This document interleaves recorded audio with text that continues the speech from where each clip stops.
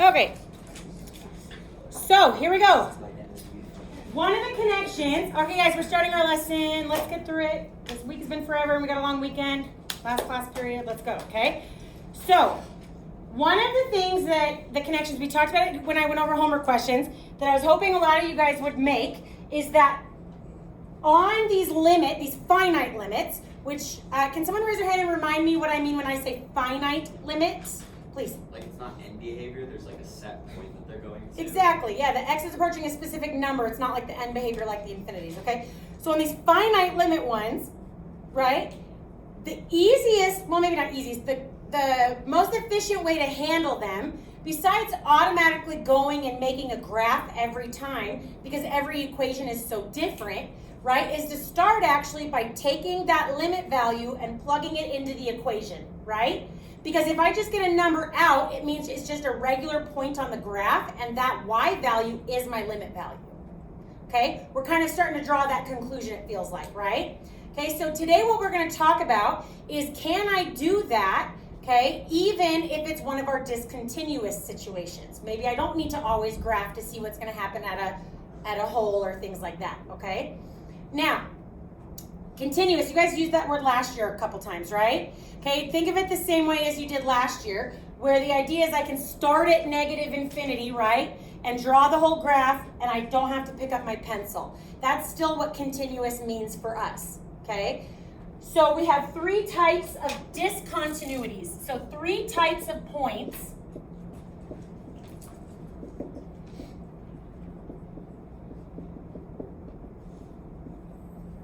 Okay, three types of graph features that make it a discontinuous graph. Okay, not the whole graph necessarily discontinuous, just at a certain point. Okay, what's one type of discontinuity we've dealt with this year? A hole. Okay, good. Anyone know another type of graphical discontinuity? Asymptotes. All asymptotes? Vertical asymptotes.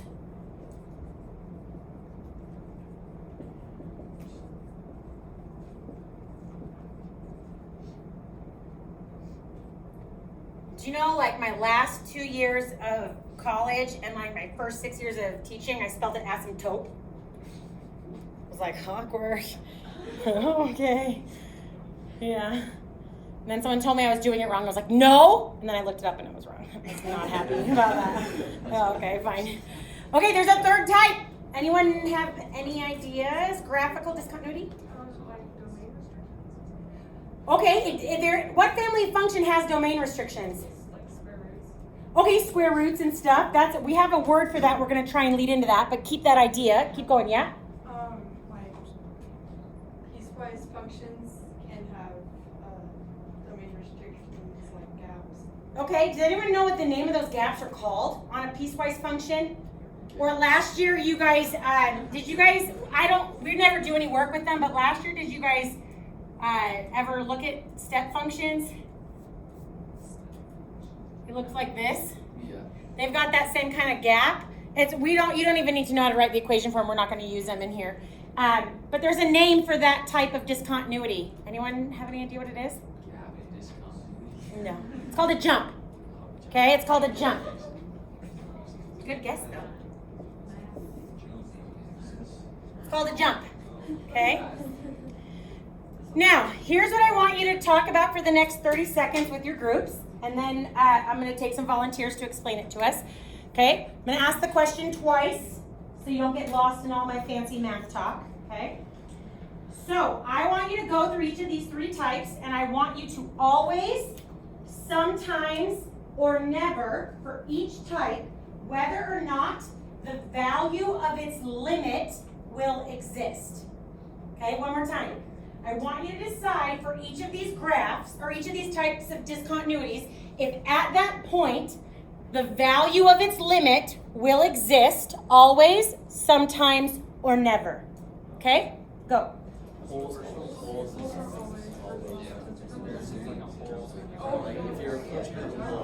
Make sure you can explain why, what your answer is. Both sides will hold it. That's a jump. That's not a hole, it's a jump. Oh, I guess so. Yeah. They're always sometimes it's ways. So like a graph like this, you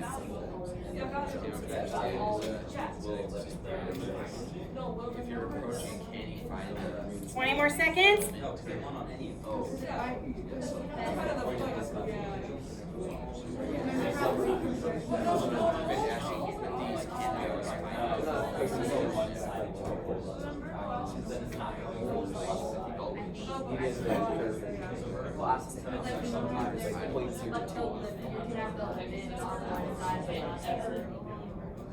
Never like.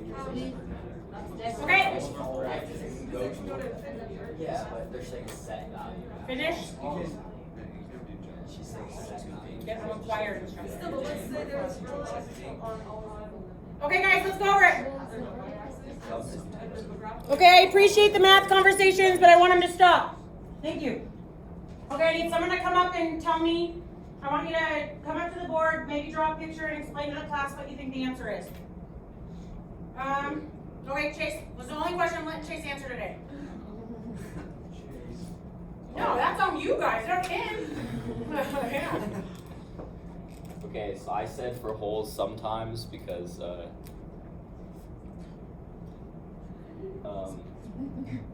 because holes can exist at the end of like they can go like this. Can you use a different marker? Yeah. Throw that one away, will you? Okay. Thank you. Holes can go like that, but they can also go like that. So that would be when it is a limit, and then that would be when there is no limit. Because it wouldn't be coming from the plus direction; it would just be coming from the minus direction, and then that one would be where there is a limit. So it's sometimes. Okay. Good. Now vertical asymptote. No, don't leave it up there. We're going to talk about all these after. I'm not going to tell you what's right or wrong yet. Okay. Thank you. Next. Okay. Only question you can answer today. Okay.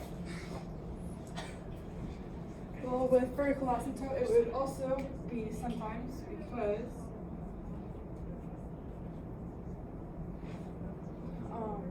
like if the asymptote has multiplicity, then they'd be going in, like the function would be going in the same direction. But like if there's no multiplicity, then they'd be going in opposite directions. So. Okay. What about jump? Go ahead. Thank you. Alright, for jumps, I said Can you use a marker that's not the orange one? Do you guys have better eyesight than me? I can't see that back here. Can you guys see the that? pink one. You can? Oh, I'm just old. Okay, pink one's fine. Alright, for jumps, I said never. All caps. Never. Not once. Because the fact that it's a jump, I'll draw one right here, means that it's never going to be approaching the same place. Even if it's like just barely right next to it, it's still not the same place, so it wouldn't have the same. Okay. It's approaching. What do you guys think about what's on the board? I don't. think holes. I disagree. I think vertical. I think holes is biology. I don't agree. Can you What do say, can you rephrase, like, we said question again? Sure. I want to know if the, hold on, I lost it. I lost the question. What was the question? I told you guys I'm on one today. It's bad. Oh, I want to know if this type of discontinuity, right, will the value of its limit exist or not? The issue is this one. And it's not because I don't think you guys didn't understand the question. It's because I don't think you guys understood what a hole is. So technically, the one that was used to say sometimes, not always, is actually a jump. So a situation like this, because there's more than one domain value, there's an infinite number of values not in the domain. If I'm thinking about the general domain as negative infinity to infinity, this is considered actually a jump. Same with square root graphs. Square root graphs are considered a jump. I like to think of them as like the jump into the like deepest trench in the ocean. We don't know what's gonna happen, right? Okay, so you're just jumping into the abyss. So what that means is this one is actually always. Because Now- this other one isn't a hole. Because it's not a hole, it's a jump. Okay, good.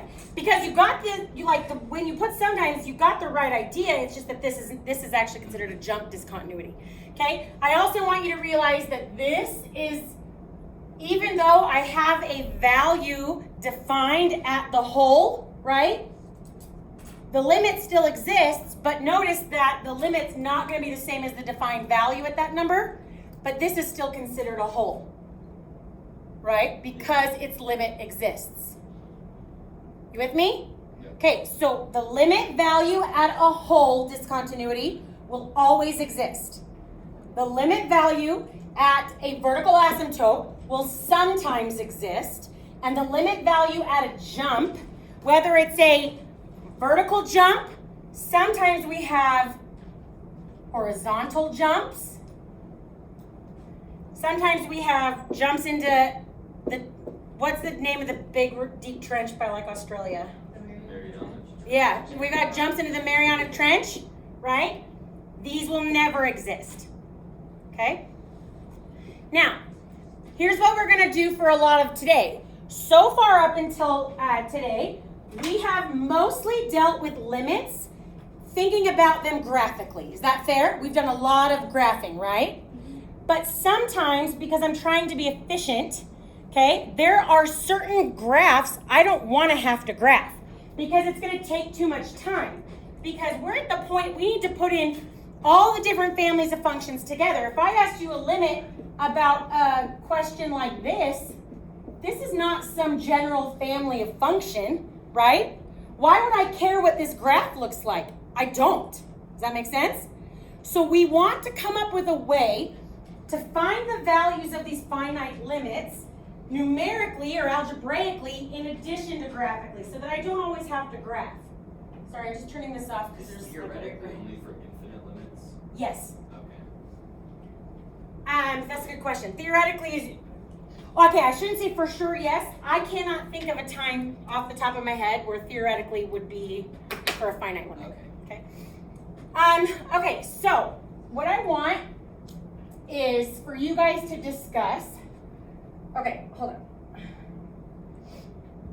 Here's what I'm gonna try and put this idea kind of together so my question makes more sense, okay? So the point of what we're about to do is to find a way that I can take a limit question, I can plug that x limit value into the equation, and based on what I get out of the equation, I know what's gonna happen at that point without having to graph the situation based on the type of number output I get. Does that make sense?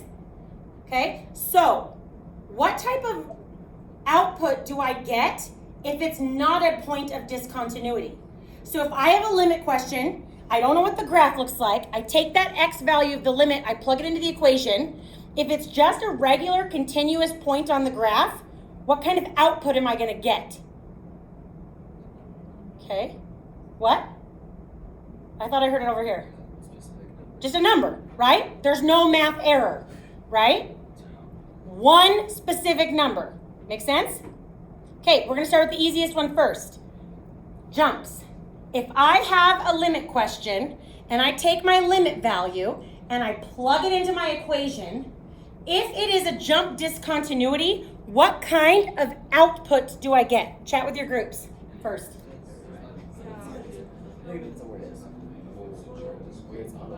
Yeah.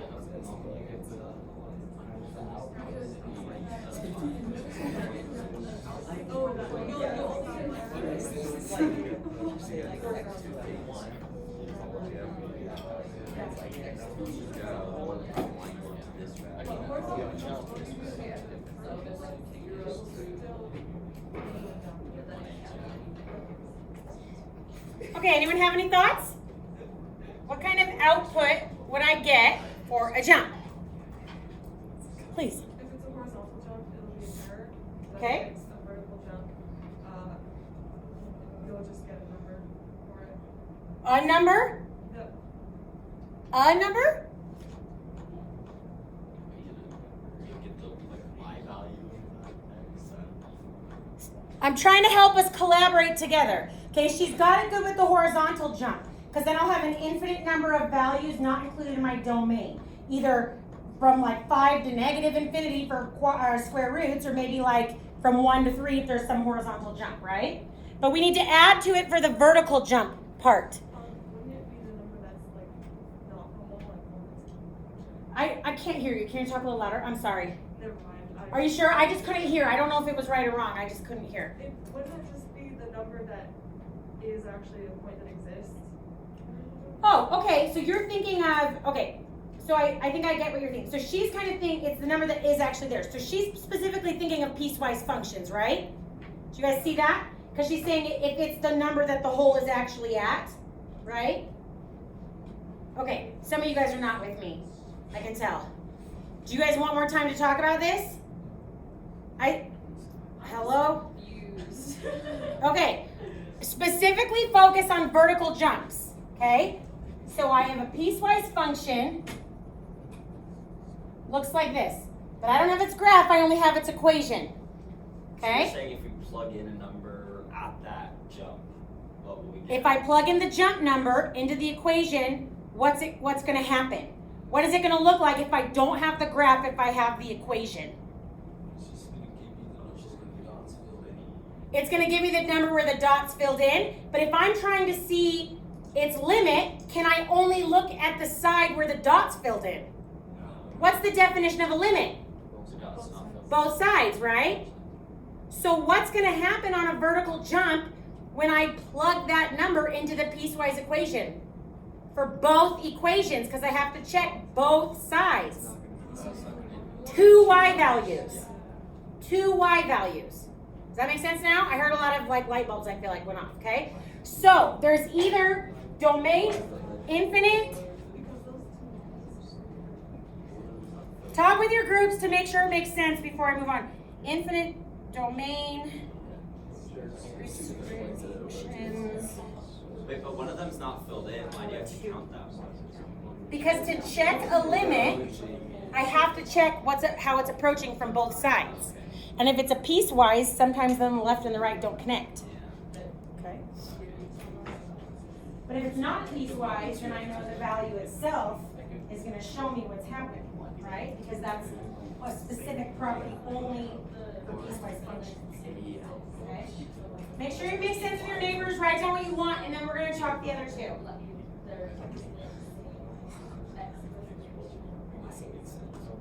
Or two. Or two.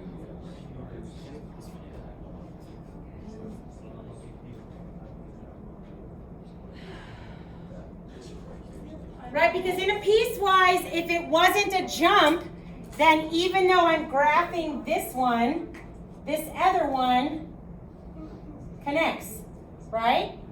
And then that limit exists. Good? Better now? Okay, so now I want to talk about the other two. Okay, so again, specifically I'm trying to think non-graphically, okay? I'm trying to think I'm given an equation, okay? I'm given a limit equation. I plug in some x value. I want you to think what's going to happen, okay? What kind of number output am I going to get if it is a vertical asymptote? You guys need some time to chat with your neighbors to see if you can figure it out? I want you to think about maybe holes and vertical asymptotes together for time. Try and, I'll give you 30 seconds to process it with your groups.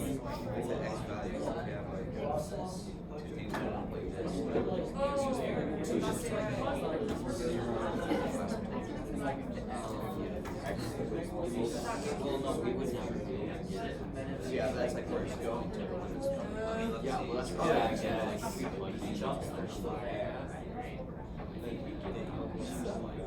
well, I guess it depends on the vertical asymptote.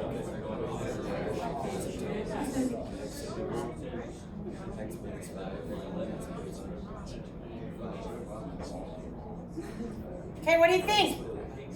So if I have an equation and I plug a number into the equation, what kind of output is it going to look like numerically if it's one of those two discontinuities? Yeah. Okay, good. If it's a vertical asymptote, it'll say something over 0, a divide by 0 error. How is that different than a whole? Because the whole just divides out and disappears. Oh, a whole divides out and disappears? Why? Because it cancels top and bottom. It's Okay, all so put this together. From the beginning, before I factor and cancel it out, right? A whole is still a divide by 0 error. But it's a divide by 0 error with the same thing on the top and bottom. I want you guys to make this connection, okay? So it's a divide by 0 error, and it has the same thing on the top and bottom. So how do I tell the difference between a whole and an asymptote, vertical asymptote? From the beginning, before I get rid of any factors, this is what we're trying to figure out, right? So I know they're both divide by 0 errors, but so I'm trying to talk through it a little bit without giving it away, but giving you guys time to think, okay? So they're both divide by 0 errors, right? So, but how do I tell the difference? Okay? So, but I'm saying the number itself, how do I know from the beginning that something's gonna cancel out? Yeah. There will be like something that simplifies. Okay, but don't even think about, I'm saying I've plugged in I want to know just my numerical output. So I'm not looking at factors at all. I plug in my limit number to the equation before I factored or anything. How do I know if there is going to be something common on the top and bottom for a divide by 0 error? It gives me a number? What do you mean? Like, so if it's a whole and there's one on top and the bottom, it'll give you no. From the very beginning, what will it give me?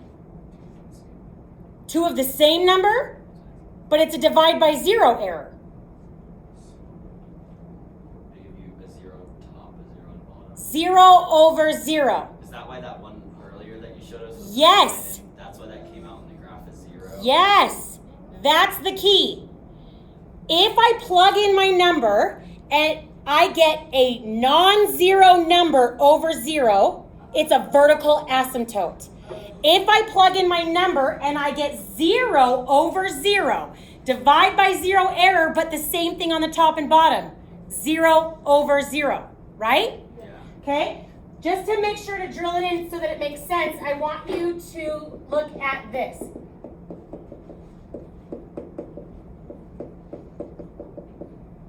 If I am finding this limit from the beginning, right? We're getting into the habit of saying it's going to be more efficient, not worrying about graphing, just always plugging in the limit value first, right? To see what happens. Okay, notice that I would get -2 plus 2, -2 plus 2 times -2 minus 1. I get 0 over 0 times -3. Which is 0 over 0. Doesn't that make sense that that's where the whole would have been? Yes. Right? Then if I come here of f of x and I plug it in, I get 3 over 3 times 0, or 3 over 0. If I want to know what's going on from the beginning without graphing numerically, I can still start by plugging in the limit value. If I get, multiple outputs, it's a jump. Limit doesn't exist. If I get a plain old number, no issues, it's a continuous point, and whatever number I got for my output is my answer. If I get a non-zero number over 0, it's a vertical asymptote, and I have to look at the graph closer to decide if it exists or not. If I get 0 over 0, then I know I need to do some algebra to cancel out the common factor. We there? Yeah. Yes, okay. So this one is a non-zero number over 0, and this one is 0 over 0.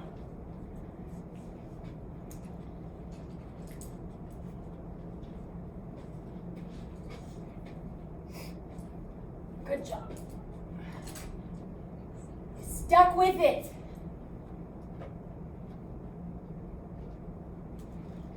Okay, I'm just giving you a little bit of time to catch up, write what you want, and then we're gonna do some limit examples.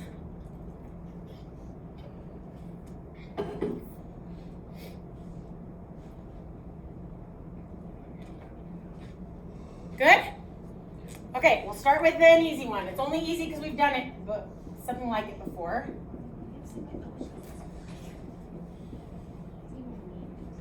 Okay.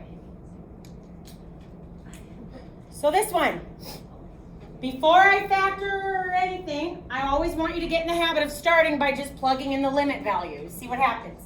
If I do that on this one, I get 1 squared minus 1, 1 squared minus 2 times 1 plus 3, 0 over 0, right? Okay, so because it's 0 over 0, I know two things.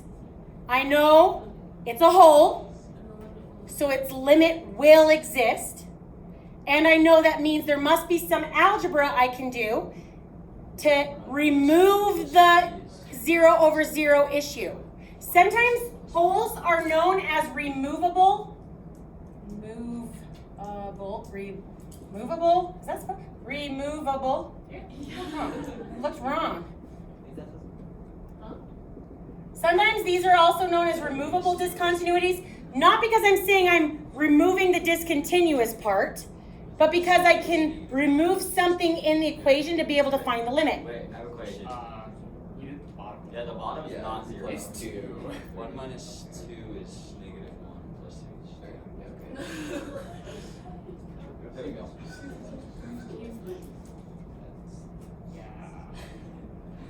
Better? Yeah. Okay. Good catch. Okay, so if I'm looking at this polynomial, what's the algebra that exists? Well, I should factor. I see quadratics, I should think factor, right? The good F word.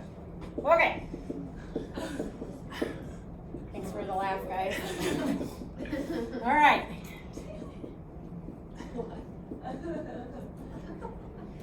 Goes away. Hey, don't drop your limit notation as you go. Think of it like an operator. I wouldn't drop my square root sign until I've taken the square root in a problem, right? So that limit notation needs to be there throughout, okay? Now I know because it's a whole that its y value will be its limit value, right? So now that I've eliminated the whole, I can plug it in. Now the limit notation can drop because I'm evaluating the limit. So again, notice I did that, I didn't graph it. Now that one you were like, Summers, that would have been easier just to graph. Well, the next one we're gonna do will not be. Okay? Okay.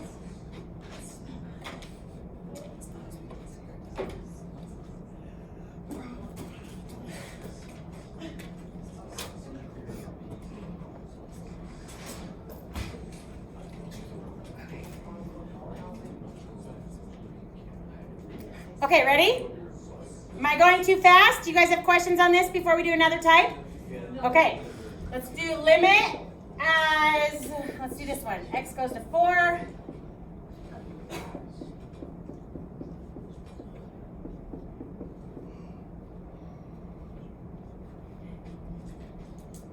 Okay, Oh, so, so it's all a whole. well, we'll see. Where do I start? I start by plugging in the value. Good.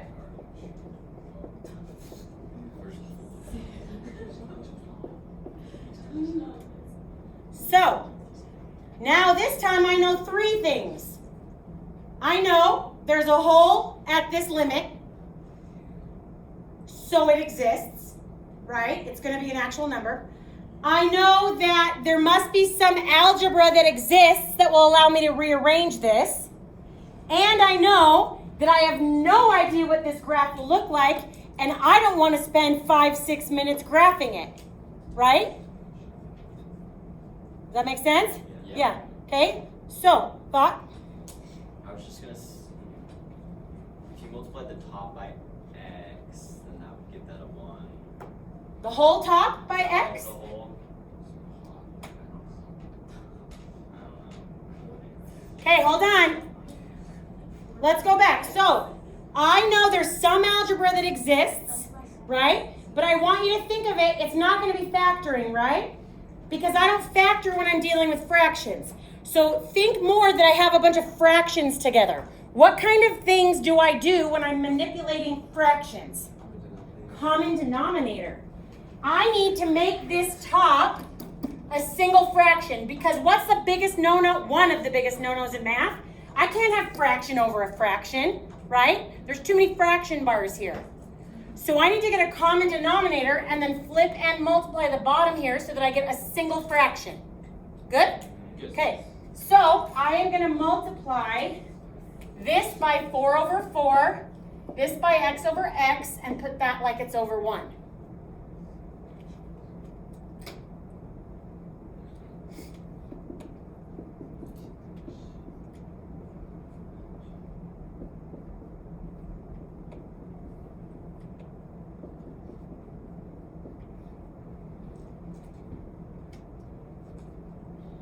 And you just flip that and flip them all. Yeah, flip and multiply. Oh, so now x minus 4 is on the bottom. Oh, well. Wait, it's opposite. Yeah, it's opposite. And negative x plus 4. X minus 4.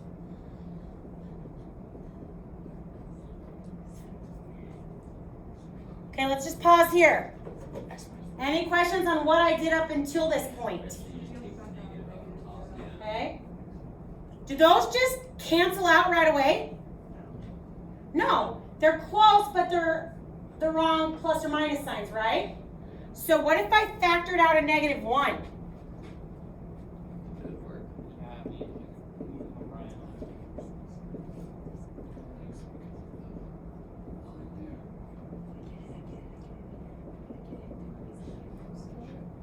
There you go. Right? I took a negative 1 out of both so that these are now exactly the same. They're in a different order, but they're the same now, right? Yes. So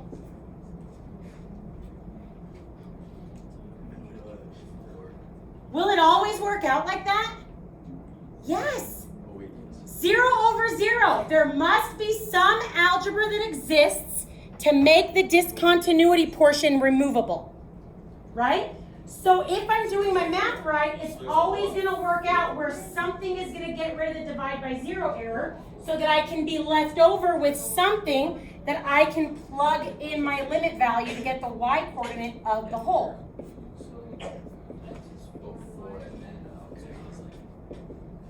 So why did plugging it in at different times change the answer? Because I removed the discontinuity. I removed the 0 over 0. Oh, before you plug it, oh yeah. Mm-hmm. So now if there wasn't like a discontinuity there, that's where the blank would be. Exactly. You got it. That's perfect. Okay, what else? Other questions? I'm going to give you another one. Yeah. So for these ones, to determine whether it's a whole or group class, and so you can't just use your calculator, right? This is all on the non-calculator portion. Yes. Everything we've done so far, basically everything we do until November is non-calculator. I don't mind if you have your calculator to check answers like if you're done, but don't have it be a crutch with your like multiplying and addition and things like that, because this is all stuff that you'd have to do without your calculator. Okay? Good? Anyone else? Okay, you ready for another one? Doesn't matter, I'm giving it to you anyway. Okay, you're welcome. All right. Oh, you're gonna like this one. I do, I love algebra, man. If I can just algebra it out, it's bomb. Diggity.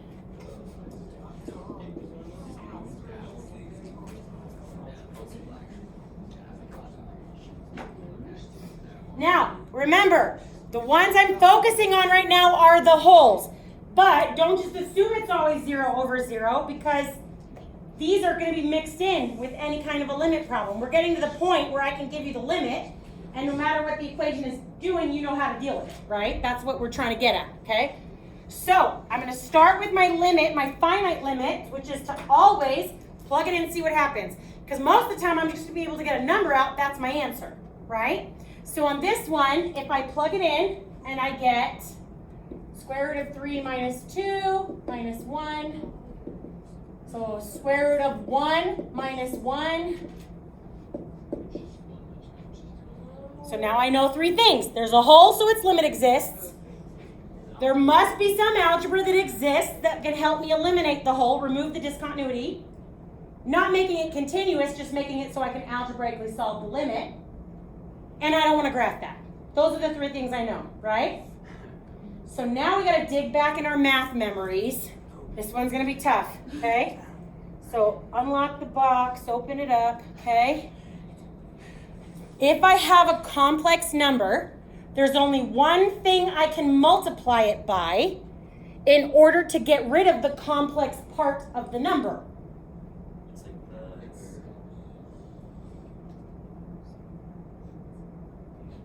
In your math treasure box. is it If I have a complex number, there's only one thing I can multiply it by in order to remove the complex part of the number.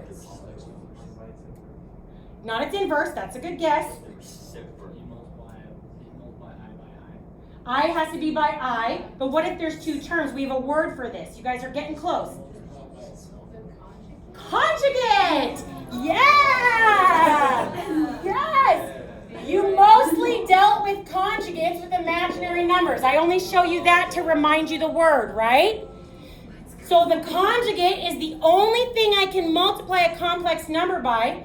Now, complex numbers are different than imaginary. Complex is every type of number, irrational, imaginary. Okay? We can also use conjugates with irrational numbers. Remember, nothing in this class we're doing is imaginary. I only show you this to jog your memory about what a conjugate is. Okay? So the other way to utilize conjugates is with irrational situations. These 2 multiply together, and it's the only way to get rid of all square roots in the problem when those multiply together. These are conjugate pairs.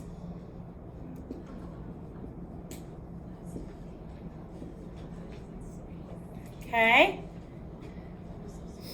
Good? So, the only way to manipulate something like this is to multiply it by its conjugate pair.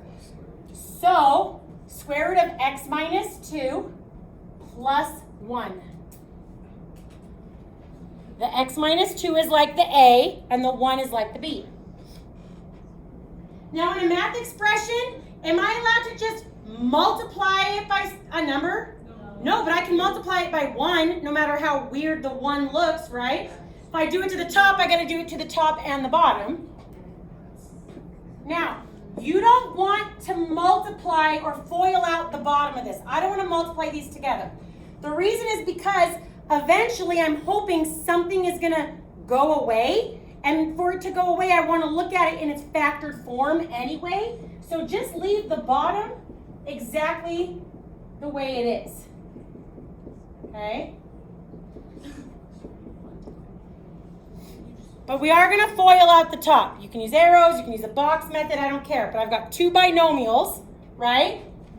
This one and this one, and I need them multiplied together. On the board, I'm going to write out with the box method because it's more organized, and I like organization.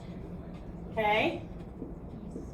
So I don't care how you do it on your paper, but I need these 2 binomials FOILed out.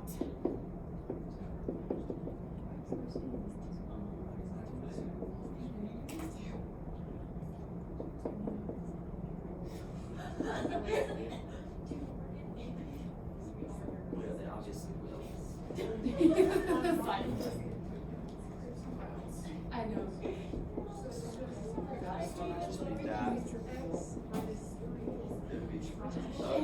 No, x minus. Yeah, just all Yeah, x minus 3, right? Yeah, x minus 3. Well, that doesn't look any simpler. The middle cancels. Oh, I can add the middle too? Oh! Isn't that the whole point of the conjugate? Get rid of the radical completely. The complex part of the number, either its imaginary portion or its irrational portion. I'm trying to get rid of the complex part of the number. Okay? Now if I combine like terms here, OMG. No way. No way. No way. No factoring way. Okay? Do they just reduce right now, right away? No. Yeah, they reduce. Or you can either think of it like factoring to -1, or the better you get at these, I just like to remember that this reduces to -1 instead of 1. Right? So if you're getting the hang of it, you don't have to necessarily show that step. Okay?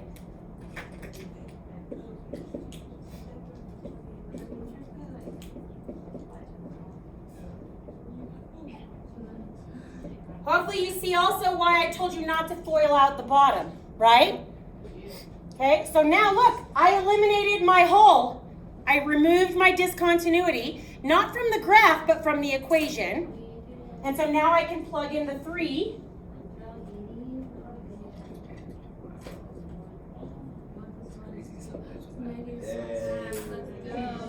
That's what I think is cool about calculus, because it connects everything. It's like, that's why we did that one random thing called the discriminant or the So conjugate or something. That's the limit. The limit is -1. That's the value of the limit. Because that's the y-coordinate location of the hole located at So 3. limits will always be the y value Of the hole? Absolutely. For holes. for And for continuous values. Not jumps and not asymptotes. Vertical asymptotes. Good. Okay, last chance for questions on this. We've got one more concept to talk about today, but I think it's a lot easier. Okay? So, yeah, we got about 17 minutes left. Any questions on this before we go to something different, but a lot easier? Anything? No, something different, but it's easier. Okay? So, I didn't do a lot with vertical asymptotes today because I feel like we've done a lot with that and graphs and stuff previously. So then we focused on holes so far. The last 15 minutes we're going to spend on jumps. Okay? So, and I think they're easier. They're weirder, I think, at first, just because you guys you haven't had as much, like, practice with it, but they're actually, I think, easier to deal with. Okay? What do you think the hardest of the 3 is to deal with? Holes, because there's a lot more algebra. Well, I don't know, but the algebra's kind of straightforward. I like things that are always, or always never. I hate the sometimes, because then it's like, okay, now I gotta actually think about the graph. That takes too long. Do we have to show all of our work on the test? Yeah. Not on the multiple choice part, but on the short answer part. Okay, let's go.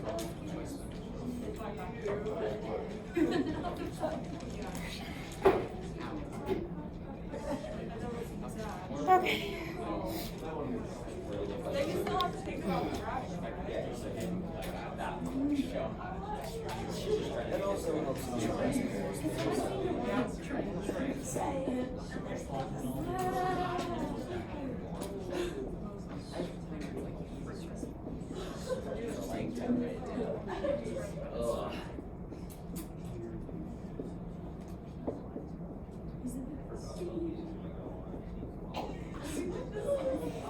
Okay, write this one down, and then I think we'll stick together for time. Okay, so stick with me. That means not chatting with your neighbors. Okay, so go ahead and get this down.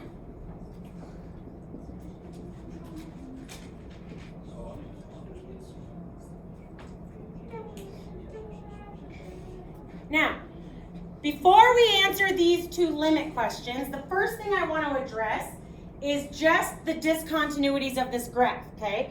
So I want us to start by listing what are the discontinuities and what type are they for this graph, okay? So it's a piecewise function, so I have to be careful that there's a jump. Okay, can someone I haven't heard from yet today raise their hand and tell me, how do you think I can figure out if any of these are gonna have jumps between the equations? Someone I haven't heard from yet today. Okay? What do you think I'm gonna do? Someone I haven't heard from yet today. Okay, go ahead. You plug it into both equations. What's it? You plug the where you're trying to see if there's a limit. Okay. The x value into both equations to see if there's any difference. Okay. Now he said both equations. I'm confused because I see 3 equations. Well, if you're looking Keep going. for, so it has those like It? The piecewise function has the limit, like some limits on the right side. So like you see 1 over x only goes up until 1. So you find where the x value is going to be at that. So for when the limit of f of x, when x is going up to 1, that'll be in between 1 over x and, well actually no, that'll just be at 1 over x. Because you know, well, So no. the limit is for sure where it's at 1 over x? Well, no, that would be if it was a whole, but it's not. If it's a jump, it's going to be in between 1 over x and 3x minus 2. Oh, okay, so when he said plug it into both equations, he's saying the x squared doesn't matter for x is 1. You guys agree? So do I. Good job. Okay, because that has nothing to do with that domain. Now, even though 1's not included on this, for me to check its limit, I have to check both sides, right? Yeah. So for me to see if it's a jump, I have to check both sides. So I'd have to plug the 1 into both. So the idea to check if it's a jump, you guys can yell at me too when I do it. The idea to check if the x value, okay, is a jump or not, is to take that value, plug it into the 2 equations, both of the equations that actually deal with that domain, right? And see if I get more than one y output. On this one, do I? No. Which means this limit is 1. Because that's 1? No, because both of these equal 1. So it's not a jump. That one's not a jump, Oh, it's because it's not a jump. because it's not a jump. I was like, wait, I So thought you wait, said wait. So if I were graphing Yeah, this, that's what I was gonna say. right, it would look like that for that portion. There's no jump, it's continuous. I can draw that without picking up my pencil or my whiteboard marker. Okay? Okay, let's check 5. But how can you plug 1 into the middle one when 1 doesn't fit? Because it says 1 is less than. Yeah, but my We're looking, right-handed limit still deals with the open circle. because if it's a jump, even if it doesn't have 1 in the, as the answer, it's still a it's jump. like a Lego game, like they put it together. Yeah, I like it. They click together. But I still need both pieces to create the continuous bridge. Anyone watch Lego Masters? I love that show. Yeah. It's so cool. I just see the earthquake one. That was awesome. Okay, anyway, we gotta finish this. Okay, now let's check 5. 5 is 13. And 5 squared, 25. Do those 2 pieces connect? No.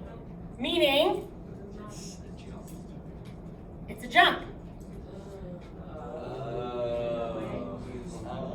Yeah, it's easier when it's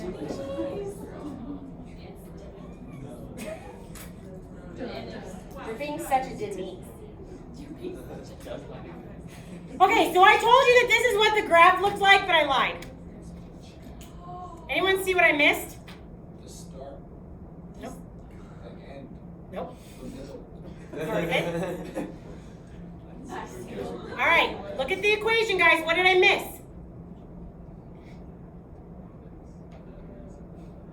What did I miss? Oh, there's no domain restriction. Oh, you did Nope. the whole backwards. So like the top one should be filled in, the bottom one should be filled. Oh, is that? Did I? No. No, I did that one good. But I missed something.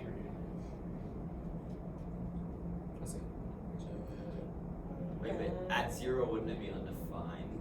Oh, is there a vertical asymptote on this? Yeah. Wait. Look, I can't just check, right, the jumps. Because sometimes in the piecewise equation themselves, there might be a point of discontinuity. And this one's vertical asymptote at 0 is still being used when this equation is being used, right? So I'm going to be drawing that vertical asymptote. So really, there's 2 types of discontinuities if I was asked to list them. There's a jump at 5 and a vertical asymptote at 0. Wait, how do we? Because it says there's 1 over x if you plug 0 into that. forget your other family of function rules. Yeah. Okay, let's try one more. Wait. So would you not have to list the vertical asymptote if it doesn't ask for the discontinuities? Yeah, exactly. Yeah. It's just sometimes they do, so I'm asking both questions. There's no usual. But it'll be clear, it's not gonna like not, I mean, if they want, it'll say list the discontinuities. No, there's no trick, they'll ask. This stuff is hard enough, there's not a lot of tricks. It's the algorithm.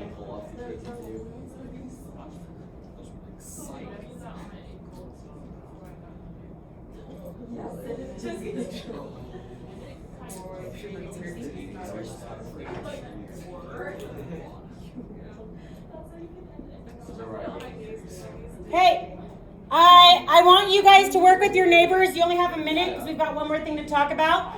I want you to list all discontinuities and if there are any, what type for this graph. Okay? You have a first class yes. Yeah, there's a first class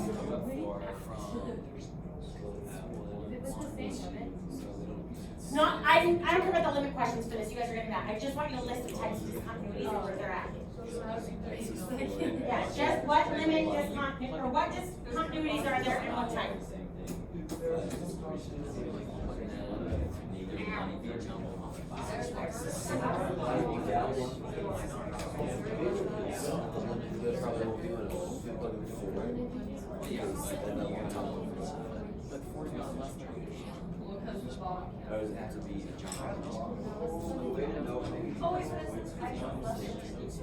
I know we're in class. Oh, we're also looking at those. That's where they went. And then there's blue. Oh, they're very, yeah. I guess you should plug it. Yeah. Oh, read it. That's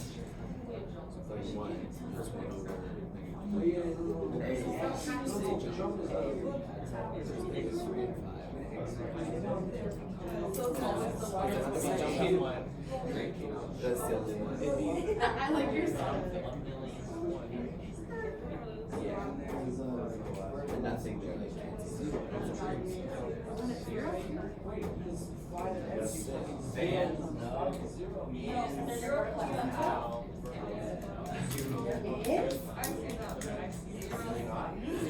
Where would the first class be? Oh, I get it.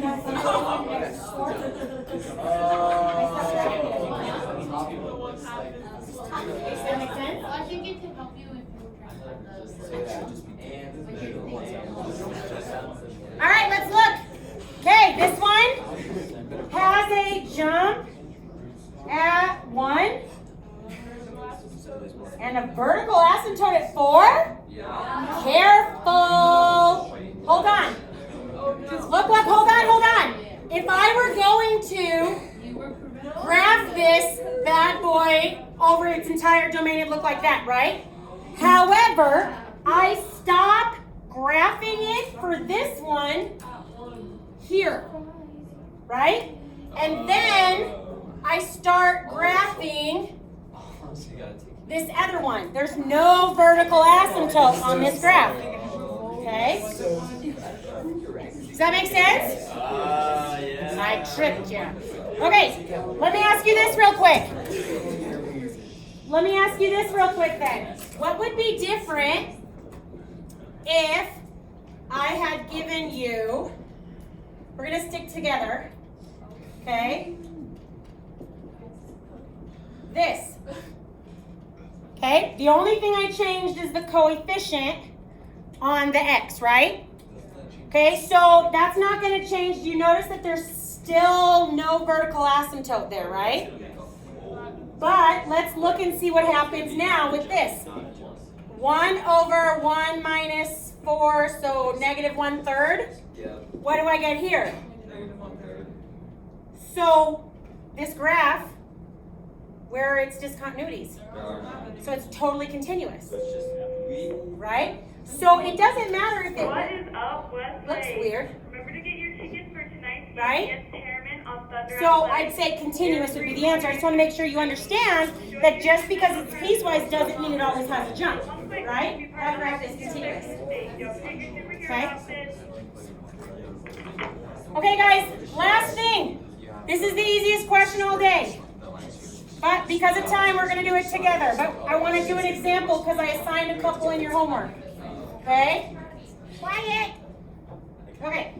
Last question, easiest question all day. We've got 3 minutes, and that's plenty of time. Oh, well, good. And you guys can do it on your own. I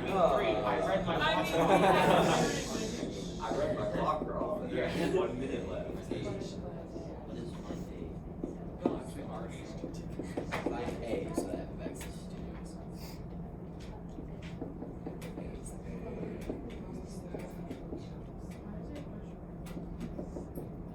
You make these up on the spot, or you already know? No, I just make them up. They're all surprised together. Yeah, I'm just so smart. Yeah, I'm like Chuck Norris of calculus. Yeah. Okay, so here's what this question is asking, right? I'm telling you that this piecewise function is continuous, like that last one we looked at, right? Meaning, no jump. Meaning, I plug in my domain break, and what should happen with the two equations? Same thing, right? So how can I use that to help me find A? Set them equal to each other. There you go. So I'd have A times 2 cubed equals A times 2 squared plus 1. 8A equals 4A plus 1. 4A equals 1. A is 1/4. That's it. I just wanted to make sure we did an example of one because I assigned some of those tonight. Hey, you guys, your homework's in the book. I am sending it out via Remind. Hey, I'm almost done. Listen. Okay, so your homework's in the book. I'm sending it out via Remind in the next few minutes, I think in the next half an hour, but it's also the one I sent that said A2 only yesterday, if you need it before then, right? But it's from the book, okay? Listen, guys. I'll probably send a Remind text out for this too. Some years my students like one big test, some like more little ones in a term. So I am going to I like to just have it be more democratic. I'm going to put a poll on my website on Canvas this weekend for you guys just to vote. So just please make sure you check that so you can vote because we only have like another week or so of limits. And so if you guys are going to want smaller but tests more often, then it would be coming up shortly, okay? So look out for that. Other than that, have a great long weekend and be safe. Thank you.